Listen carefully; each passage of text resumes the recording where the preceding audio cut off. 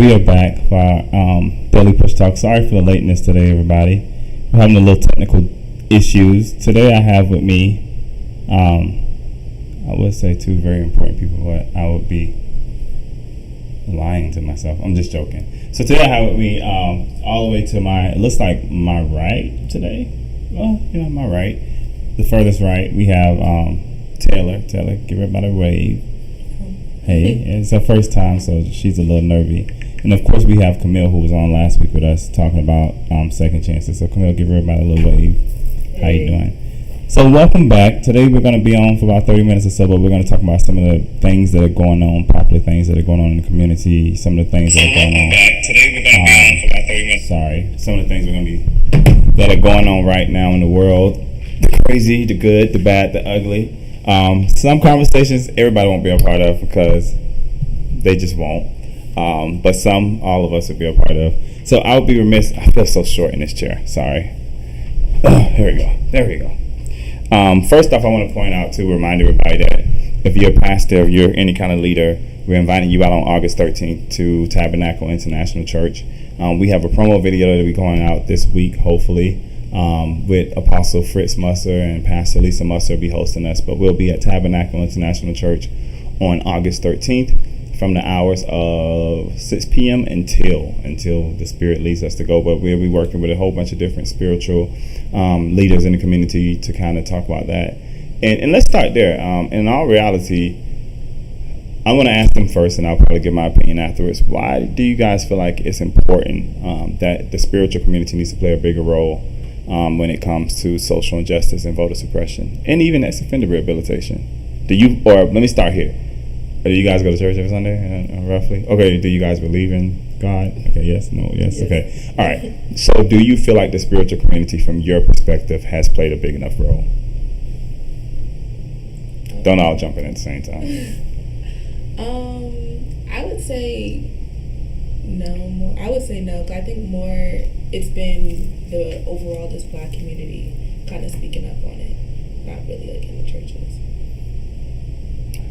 The Black community, like as far as like I would say Black like youth, because I know even like at my university and other universities that are in the system of Georgia, like they would have protests and stuff on campus. So like I've seen more of that from youth than as far as like older generations of like really getting out there, really spreading the word, really like making noise. Really interesting that you said that. How old are you? 22. 22. So would you say it's interesting how you put like the church has not been as involved as they should, but youth have been involved. Why is it that you separate the church from youth? Out of curiosity, it was just interesting to me. Well, I would say most of my peers that I know don't really like go to church that often, but like they'll host different things and different protests and even speak with other like leaders and stuff like that, but it's not really like church based, like, oh, come to my church because they're hosting XYZ. Like, right. They chose to host something. Camille? I think they could play a better part. Do more. From what perspective? I feel like it all starts with the youth, and we got to get them involved and talk to them, and who better to talk to them than their pastors, their church affiliation, however it may be. Well, but some, as she said, most of them are not going to church. So so this is interesting to me. I was on a conversation maybe about a week and a half ago. Oh no, it's been longer than that. I'm just really underestimating it. It's been about a month and a half ago.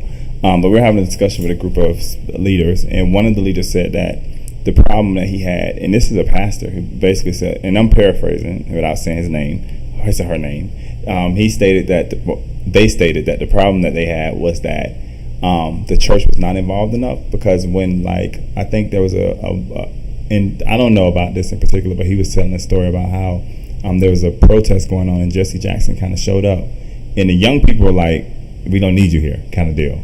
And I thought that was so interesting that was being said, because most revolutions, when it comes to social injustice, when it comes to voter suppression, was started like in the church. Martin Luther King in the church. I mean, Malcolm X, even though it wasn't per se the Christian church we know it, it was started through religion, right? So many of these movements, definitely in the black culture, was started by people who were faith-based on some kind of level. And it's interesting to hear when people say like that faith-based community is not doing enough. Like, so what more would you like to see them do? They're gonna have to get outside the church doors, I believe, and get out into the community and talk to these youth people and let them know, choices. I keep going back to that word, choices. It's all about the choices we make, and we just got to make better choices, and we just got to make better choices. And for you, because you're the youngest person at the round table today.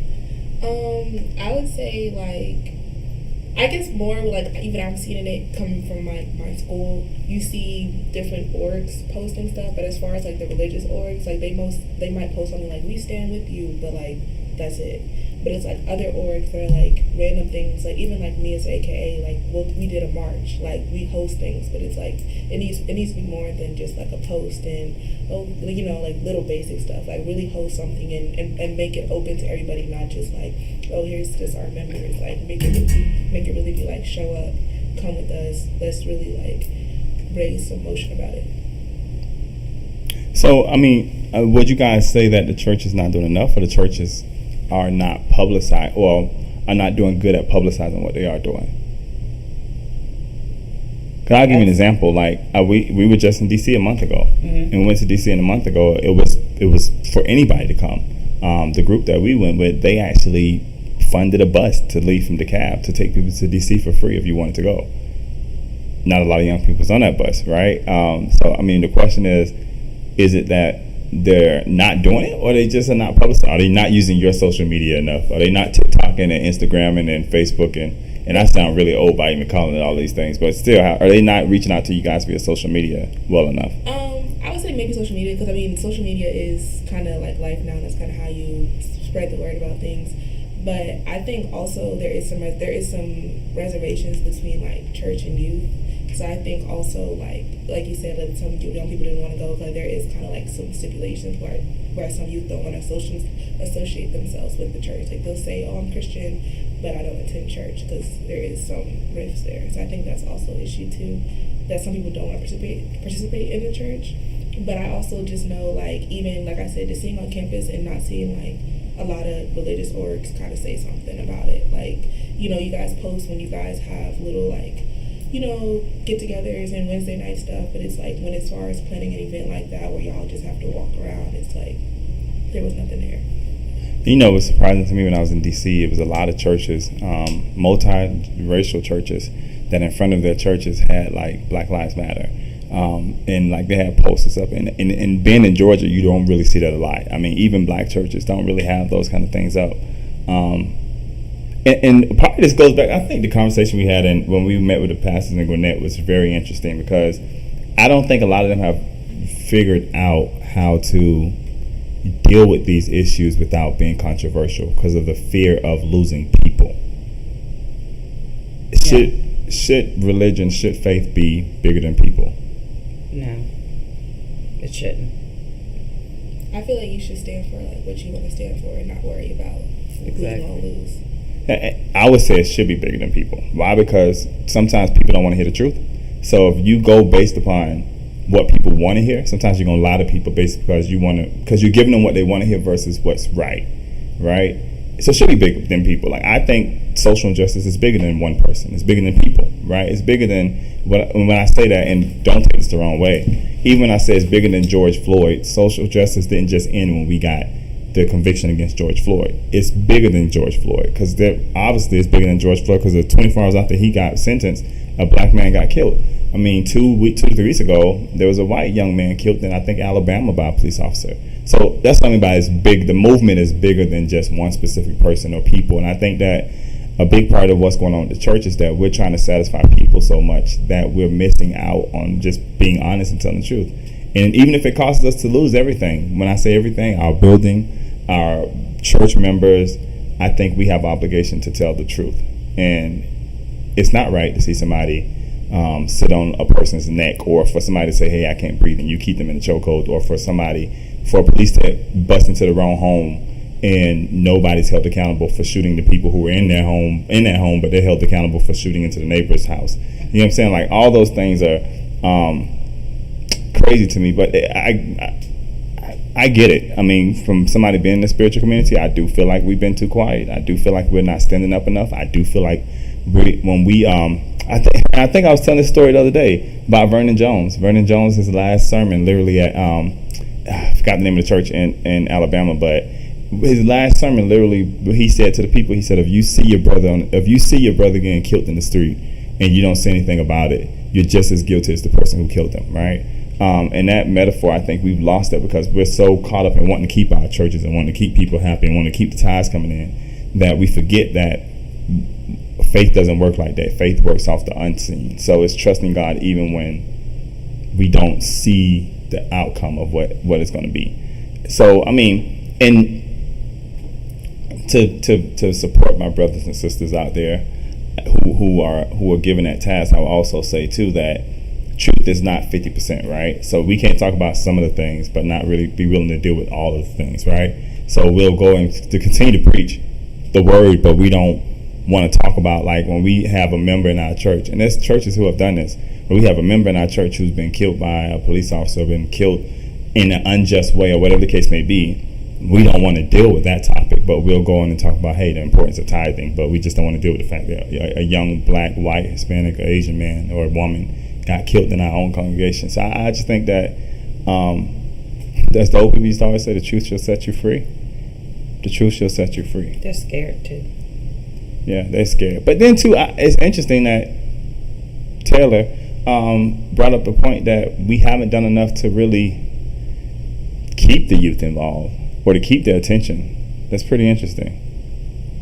Or maybe that's just Taylor and group. No, because they're not willing to come down to where they are. Do you understand what I mean? Mm-hmm. When I say that, where older people, they are stuck in their ways. Younger people, you got to come down to them in order for them to understand what's going on. So I think that's a lot of the issue. It's fun. Oh, go ahead. I was gonna say, like, it's just, I know me personally, especially like with the older generation, like, I know it can get kind of tiring if you walk to church and someone's like, the youth is doing this and listening to this and wearing this and out here, but it's kind of like, okay, you're kind of demeaning everything that's going on in the youth population. And yeah, it might be wrong in your eyes, but it's kind of like somebody doesn't want to return back to that if all you do is kind of discussing what somebody's doing wrong. But don't you think there has to be respect for the institution? A respect for the institution. I get what you're saying, right? I totally get what you're saying. Like, and trust me, a lot of churches I've been a part of are super religious from the perspective that a woman needs to wear a certain thing, right? A woman if they have a dress on, need to put like the whole towel thing or the cloth thing in front of them so that they're not being a temptation. And I get that, right? But don't you think there's a respect for the institution? I was having a conversation with somebody the other day, and they were talking about Congress and your Senate, and they were saying, like, if it was my dream, like all the old people, anybody 70 and over would just go right now and let Congress be taken over by younger people, right? And my perception of that was a little different. Like, I think they all need to go. There needs to be term limits. But at the same time, I think that the knowledge that they have is important, right? I think it's important that if I was to get elected right now today, to be able to spend a year or 2 years with John Lewis to learn what the institution stands for, how the institution works, before John Lewis just leaves me. Like, I don't want to be coming in and John Lewis is going out, if that makes sense, right? Because I come in stupid. Is the term I'm going to use, right? Because I don't know how the institution works. Just because I get elected into office doesn't mean I understand the gravity of the office in which I serve in. And I get what you're saying, but do you think that, like, I was in Paris, right? And one of the things I found interesting when I went to go to Notre Dame is the kids who were in the church were totally different than these kids over here, right? There was not a cell phone, there was not a tablet. Like, they literally sat there, and even though, they probably was bored out their mind, they sat there and they respected the institution. They respected the gravity of where they were at. And I get what you're saying, but let's talk. This is real talk, push talk, right? Okay, so I've been to white church, I've been to black church, I've been to we accept everybody church. And I feel like, do me a favor, bring the mic close to your mouth. Oh. And I've been to we accept everybody church. And I feel like the churches where it's kind of like we accept everybody, like come in jeans, come as you are, like those are kind of like the realer churches, because it's kind of like, you know, we're here just to kind of give you this word and give you this message. And the black churches, when it's like come in your best head to toe, like my grandma, she's a part of a black church where it's like, you know, they're wearing the hats and everything and really coming fully dressed. But it's like very pretentious where, like, you know, if me and my mom go, we're kind of like, we feel like the outskirts, like they're looking at us like you're dressed too plainly, like this and the third. And so I just feel like, yes, you should respect the institution, but also you need to kind of modernize it and understand that it used to be the standard, but it's to get the youth involved and get the youth in the church. Like, we're not going to come like that. We're not going to come, you know, how it used to be. With the hat on. Yeah, with the full dress and Sunday fit. And then even overall in church, like, I know some people just don't like going to black churches because it's just long. Like, some people are just like, I just get bored and tired. Like, I just feel like modern church, like, even when me and my mom tried modern church, we knew in an hour and a half we would be going home. So it's like being 4 or 5 hours in the church, even longer, having to walk around, speak to everybody, like, that could just, after a while, you're just like, every week, like, you're kind of just getting tired of it. You have nothing to add to that? No, from an older person. I mean, you grew up in a different generation than we did. Yeah, well, I grew up where you went to church and it was long. And you went to church a couple of times a day, not just once. But I do understand where she's coming from, because you got to bring the youth in somehow, and that's not doing it. You got to modernize it. But I mean, for and once again, change with the times. But I'm just playing devil's advocate. So for those who are in ministry who say, like, the same youth who say we need to cut back on service will go spend from 11 o'clock in the morning at night till 4 o'clock in the morning at a club or at a bar and just hang out like all night and don't mind being there that long. Why do we need to modernize the way we do things? You know what I'm saying? From their perspective. I'm just saying from their perspective, because I hear older people say this all the time. Like, why do we need to modernize the way we do things when things that you guys enjoy, and I say you guys, us, that we enjoy, we can spend all day on it, right? But churches is one of those places where, like you said, people just find it boring. And I mean, why? Like, I would say, like, as far as youth, because it's kind of like, you know, we out from 11 p.m. to 4 a.m., we have our phones, we have our friends, we can speak this and the third. If you're in church, I'm not saying church needs to be quick, but, you know, if it's a good message, I can understand you being long-winded, but it's like, even me, if I go off, I'm out for a long time, I get kind of, my social meter dies. So I'm like, if I'm in church and it's like, you know, we sing, we go through the word, you sing again, you talk more, it's like, at some point in time, it's like, okay, like, we've heard enough. Like, we can call it quits now. I hear you.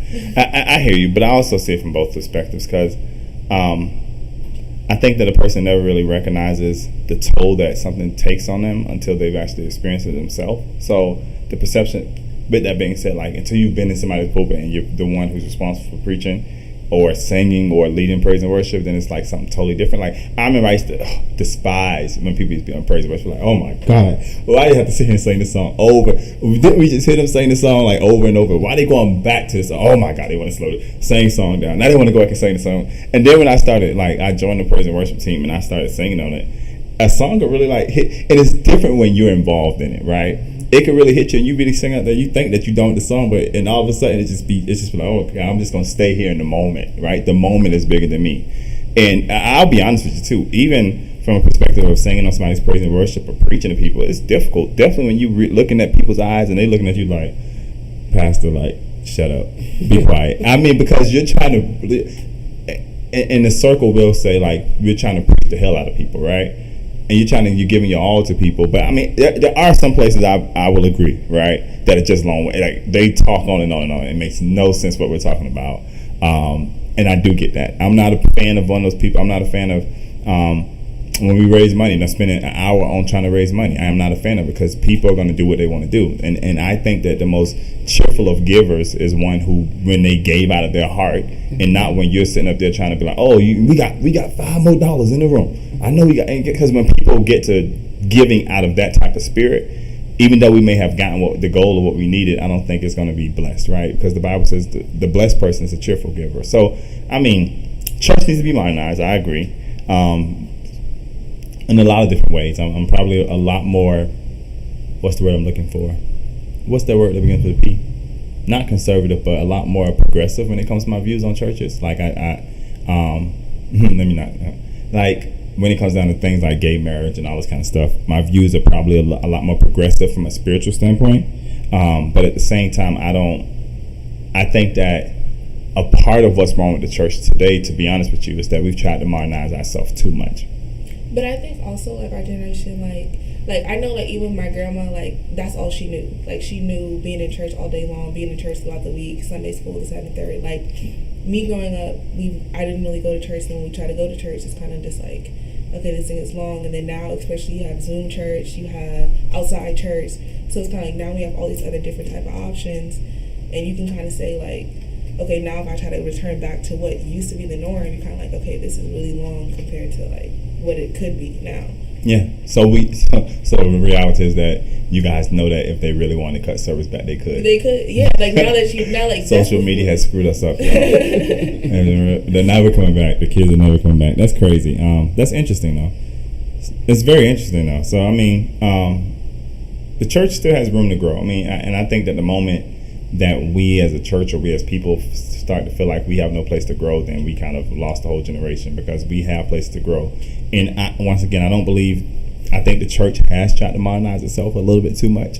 We've tried to adapt to like kids. You know, we have tablets. Some churches have tablets for kids and all this kind of. It's too much, right? I grew up in a generation where they didn't have like a children's church separated from regular church. Like you sat in regular church and whatever pastor preached about today, whether you understood it or not, you stayed there. And if you decided to go to sleep, I remember plenty of times when even my mom and them used to go to church, but they put us on the church van and we would be in church and you would try to like lay down, the old lady on your road just pop your leg or something like that, like wake up. I don't know what you got going on, but I mean, but it also taught me to have a totally different respect for the institution of it, right?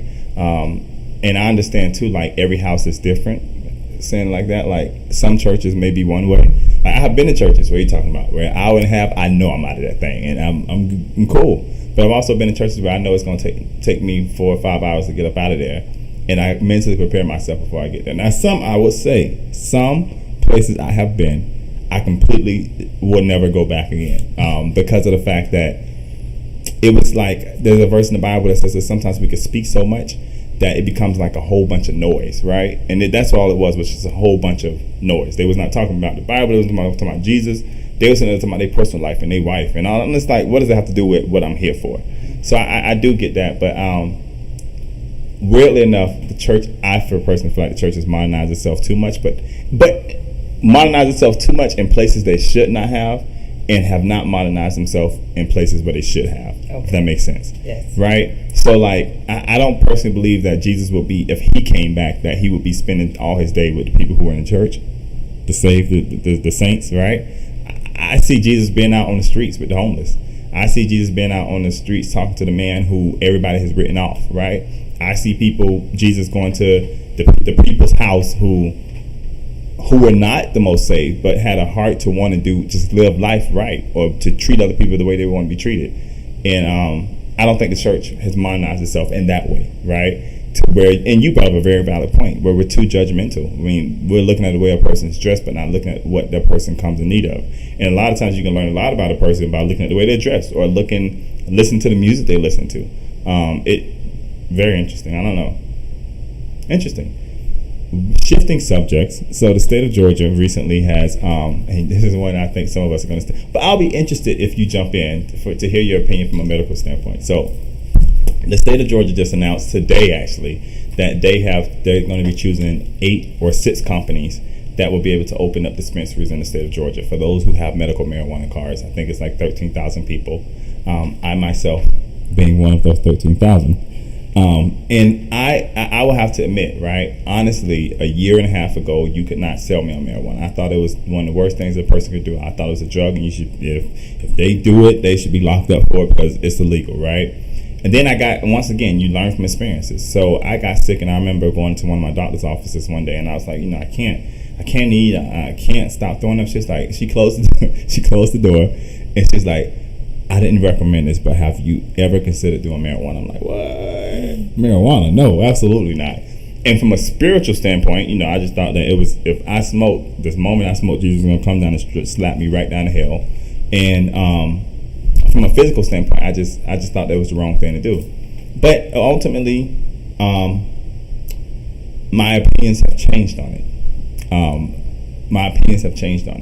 And the article I was reading about the other day is that there was a guy out of Paulding County who literally, he basically said, like, listen, I just want to be able to walk into a place, put my money down, get my daughter her medication that she needs, and be able to go home and allow her to live, because his daughter faces seizure issues, right? Mm-hmm.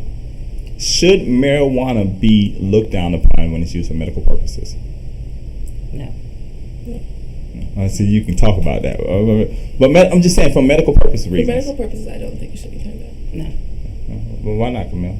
Well, I suffer from, as I call it, a fake hip. I had a hip implant done, total hip replacement done about 7 years ago. And I was 420 friendly before then, just because I decided I wanted to be. But now it helps me with the pain. I don't take a bunch of pills. I don't want to take a bunch of pills that have me out of my head. I can't work, I can't drive.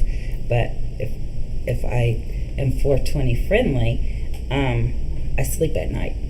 My body actually relaxes, where I'm not cramping up. When I get up in the morning, I'm going to be stiff regardless, because I haven't moved throughout the night. But it just helps me. It helps my body to relax. It helps. So about some the people who will say, like, you can get the same effects through like CBD without having THC. For me, that's not true. Okay. Because I've tried the CBD. It does relax me and it helps me sleep, but it's not the same. It doesn't take the pain away. Right. And I'll have to say, because I know you want to stick as far away from this, but I'll have to say I'll just say, like, medically, when you're talking about pills, like, I just know me personally, like, when I was studying for my MA and they were discussing the different classes and types of drugs and opiates, like, having medical marijuana will prevent that pill addiction, because a lot of people who have an injury, then they're on pills for months and months and months, get addicted, then once that prescription's gone, they're turning to heroin, they're turning to drugs that are kind of like those pills. So it's like, if we can prevent stronger addictions to like heroin, meth, other types of drugs, and you do medical marijuana and you stop with medical marijuana, I don't see an issue in that.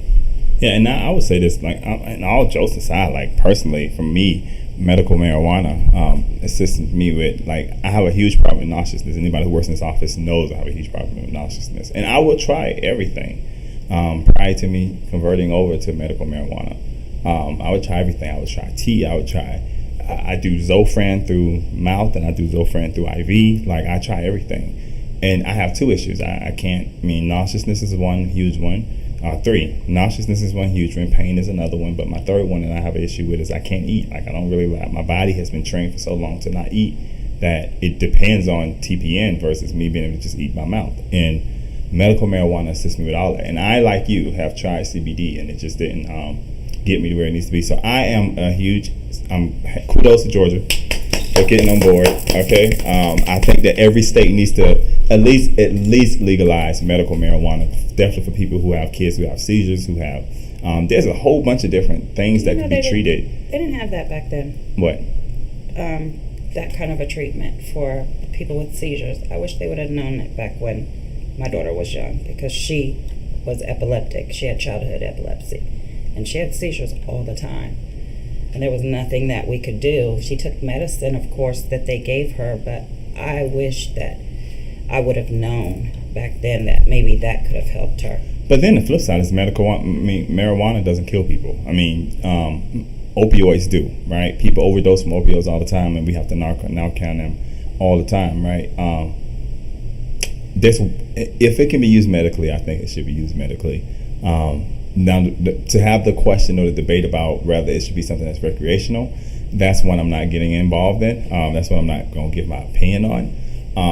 But from a medical standpoint, I think that it has too many. And even recently, I was reading an article the other day, but it's like 2 weeks ago, about mushrooms and how people are starting to understand the impact that mushrooms have on people. And even I've never tried mushrooms. I've never tried it. But I think that any drug that can be, oh, your faces give everything away. But I think that any drug that we can find a way to medically use and help save a person's life without the impact of addiction, like opioids, like pain pills, like oxys and stuff like that, I think we should try those routes. I mean, the reality is that you don't hear about people losing their life to marijuana, right? You don't hear about people, well, I've never heard about a person losing their life. Well, you can overdose on mushrooms again. I don't know. Like mushrooms, the only part that, I don't know, that always gives me reservations about mushrooms is like, I just know me personally, like my mom told me a story, she was like, someone tried this drug and then they were never the same after. So I've just heard those type of stories where like they might have had a bad trip, they might have had something wrong. Right. So I'm like, I feel like. But again, if we make it medical, right, that means that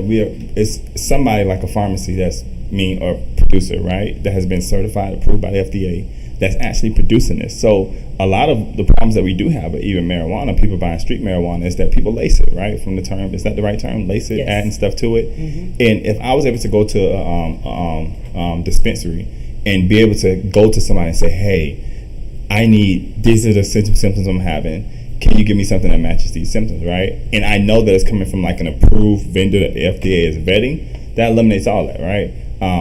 Now, does it kill a whole industry?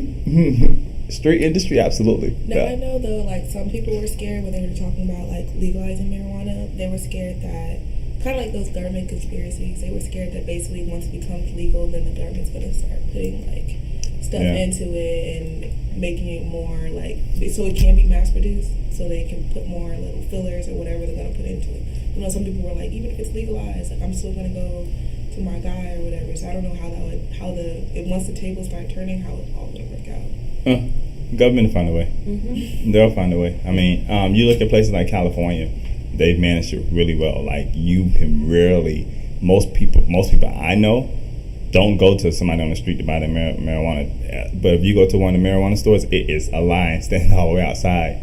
I was in Illinois, Chicago, and when I went, like, there was a whole line of people, but they took me to, like, the outside. I was like, oh, we can show you where we grow it. And it was just so interesting, right? But, again, I support medical marijuana. I support people using it for the purpose of medical reasons. If you have pain, if you can't eat, stuff like that, right? Cancer patients. I support it for that reason. I will not give an opinion on whether or not I support it recreationally or not. That's my personal opinion, but I think when it's being used for medical purposes, it should be used. And I give Georgia kudos because it took us long enough to get there, because like they say, we have roughly 13,000 people who have medical marijuana cards, and it does you no good in the state of Georgia, like, because there's no place you can go and buy medical marijuana. And I'm not, I'll leave it there. I'm not going into details. I'm not doing any of that, but I know that it does help. Helps a lot of people, and I'm one of those people. So, but kudos to the state of Georgia, and not everybody else needs to jump on board. So one of the things we talked about yesterday is that what was it yesterday or the day before? Probably the day before. We had Sean on the show. We had, was you on the show? Sydney. And James, and we talked about COVID and the COVID vaccine, right? You work with giving out vaccines. One of the things I found interesting that you had said to me a couple of weeks ago when you first started interning here is that you stated that people would come to you guys and try to buy the cards. Yeah. What? Really? Yeah, like we'll have people who they'll either ask like, oh, can we take some of the cards and like have our family fill it out, and like the only thing you have to fill out is your name and your birthday. And like I've had people who've been like, I'll give you 200, I'll give you 400 just for the cards, so they can show like you're vaccinated but they're not really vaccinated, which I feel like is kind of piggyback off of getting rid of the mask mandate and everything. So you have people who out here who are saying they're vaccinated but not really vaccinated, and you can end up putting somebody at risk who might be autoimmune or who might have other health conditions. And so I feel like it turns into a bigger issue because, at our site we're not giving them out, but let's just say if somebody else tries to slide one and make a quick 200, like it turns into a big issue. You're gonna protect your site, huh? I know. At your site, you're not giving them out. I'm not giving them out because I feel like it just causes. Obviously, COVID is already such a massive issue, and you feel like you're just adding more fuel to the fire. Have you been vaccinated? Yeah. Which vaccination did you get? Pfizer. Any reaction to it? Just like obviously sore arm, and then I felt like I had a sore throat, but that was really it. Camille, what about you? What do you think? I'm vaccinated. Pfizer. Do you think that it's important that people can get vaccinated? Most definitely. I was not on the bandwagon. I had to be talked into it by you and my mom. But, for older people, like my grandmother, she's elderly, she's 88. She took it?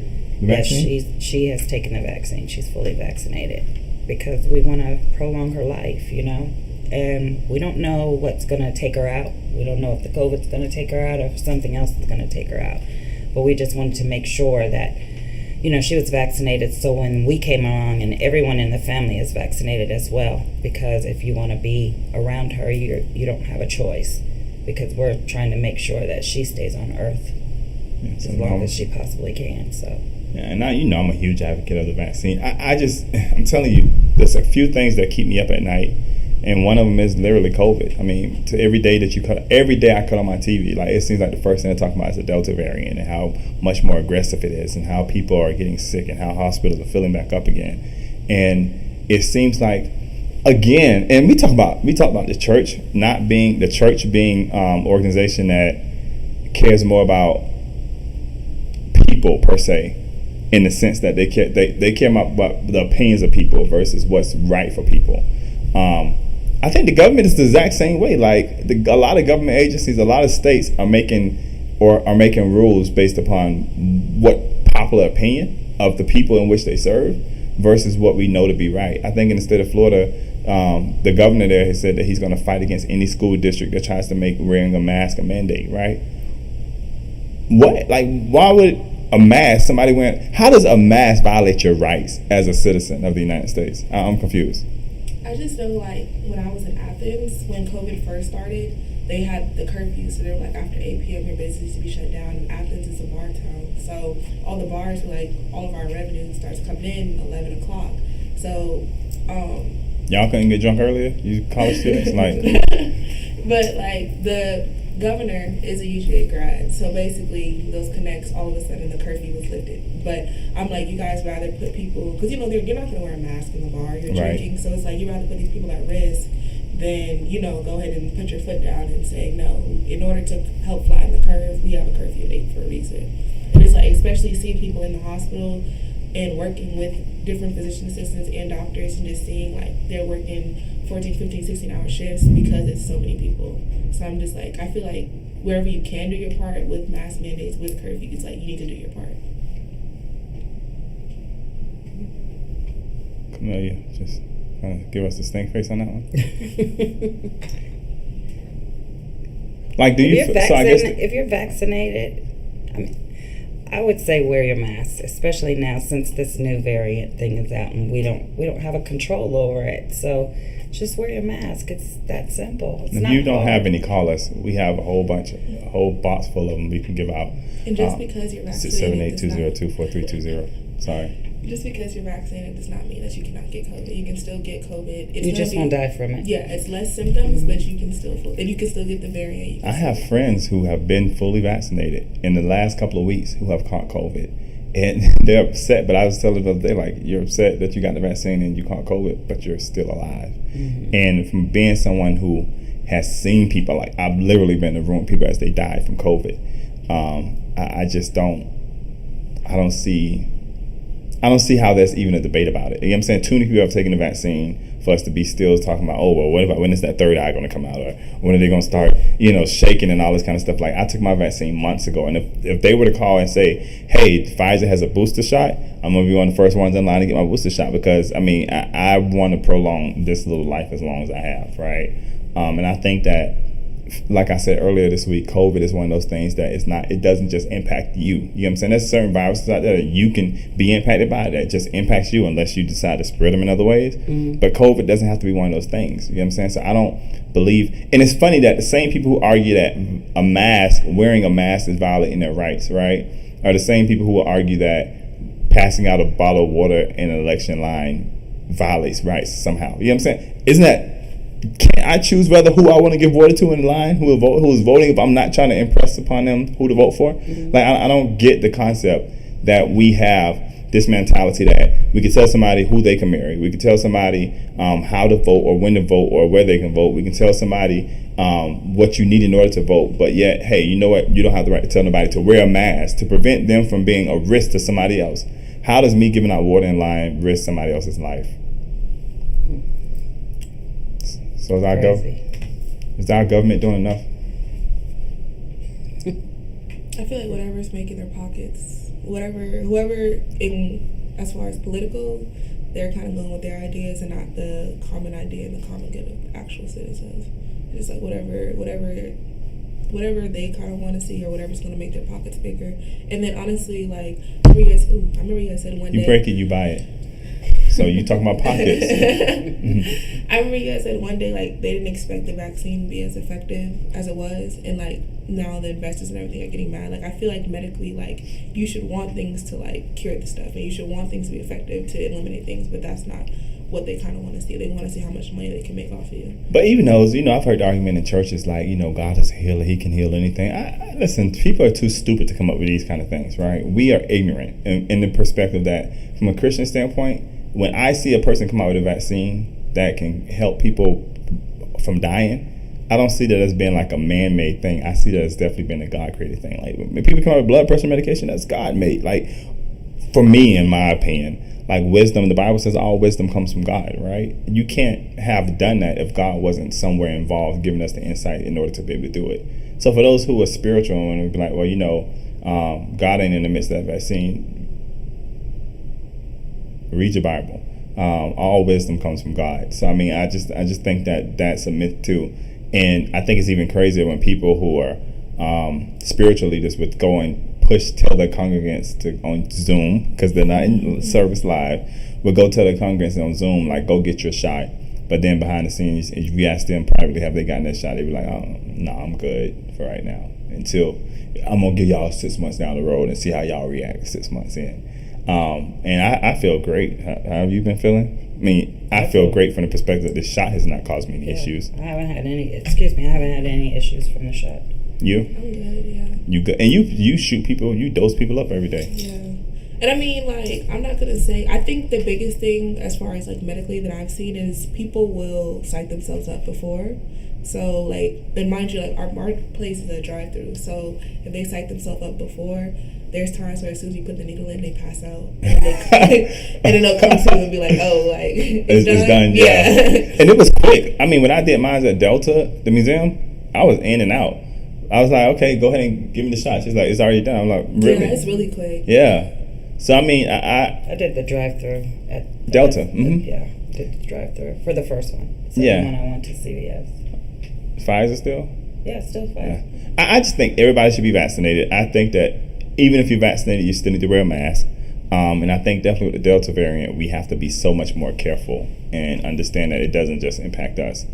And it goes back to this whole metaphor. We over here in the United States are blessed to have, at first the conversation was, will we have enough vaccines? We have more than enough vaccines. In fact, I was reading an article that some vaccines are actually going bad because people are not getting the shot. And other countries are begging us for vaccines. So again, like the old people used to always say, you never miss your well until your water run dry. Mm-hmm. You better get it while it's here. And have you guys seen a decrease in people coming to get the vaccine? Yeah, it's to the point where, because, there's two sides. So there's like COVID testing, then there's vaccination side. But it's to the point where we went from having like 5 or 6 vaccinated to now only like 1 person vaccinated because the volume is so low. And like you said, like there's days where we have vials, and because they have such a short time on it, and once we take it out of the freezer, we have to throw it away. So have you guys seen an increase in people coming to get tested for COVID?